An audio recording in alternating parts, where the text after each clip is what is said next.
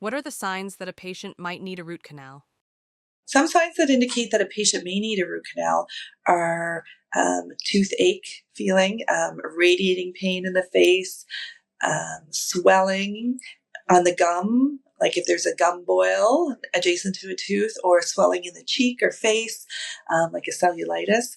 These all indicate that a tooth may need a root canal. Also, hot and cold sensitivity that lingers after the stimulus is removed, or spontaneous pain. So spontaneous throbbing when the patient hasn't used any stimulus like a hot or cold. If the pain is just spontaneous and it starts pulsating, that can indicate that a tooth may need a root canal. What are the alternatives to a root canal? The alternative to root canals, unfortunately, is extraction of the tooth.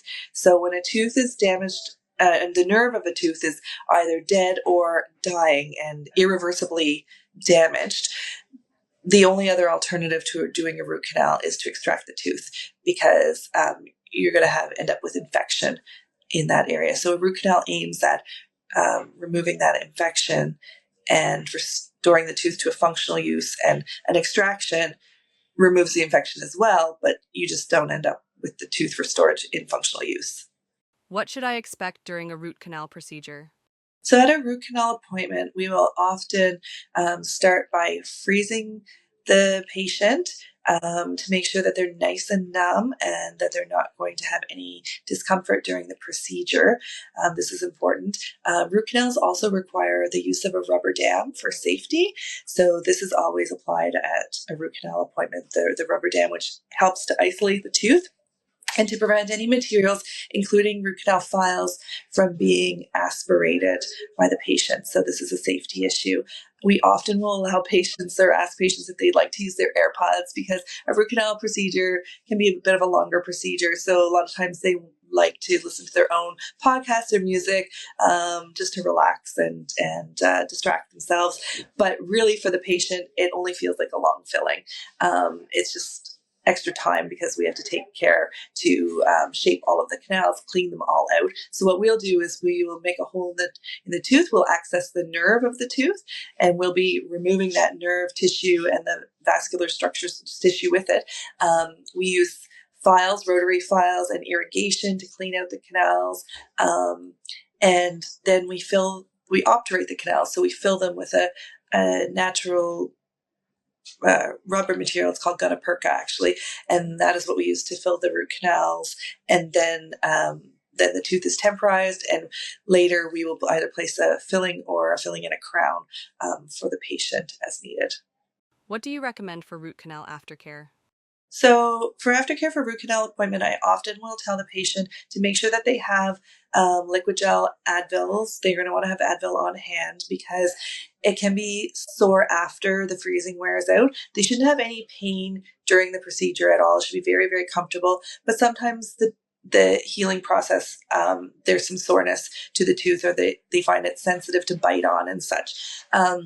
So I have to recommend that they don't chew too heavily on that tooth for about a week. Also, if the tooth is quite broken down and that's why they needed a root canal, then I do often recommend that they come back for a crown as soon as the root canal has settled and everything is feeling good again. So I would say Advil, staying away from that tooth until the root canal feels better, and just staying on top of the anti-inflammatory treatment, because that helps people feel much more comfortable to stay on top of it rather than to try to chase any discomfort. Can I drive home after a root canal procedure? So you can absolutely drive home after a root canal procedure. There's nothing in the anesthetic that would not allow you to do that. The only time I would say that you can't drive home after a root canal procedure is if you've taken a sedative prior to the root canal procedure for anxiety or such. What are the top 3 changes patients want for their smile?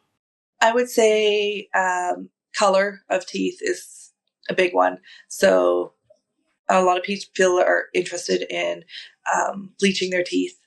And that is a service that we offer, custom trays to patients to bleach their teeth. And people generally are quite happy with that procedure. Other people want to change. It's generally to do with unsightly aesthetics in the front. So like old discolored fillings, that they want changed to match the rest of their teeth, or if they have any decay in the front of their mouth that they are noticing that it's dark or unsightly, they like to have that addressed.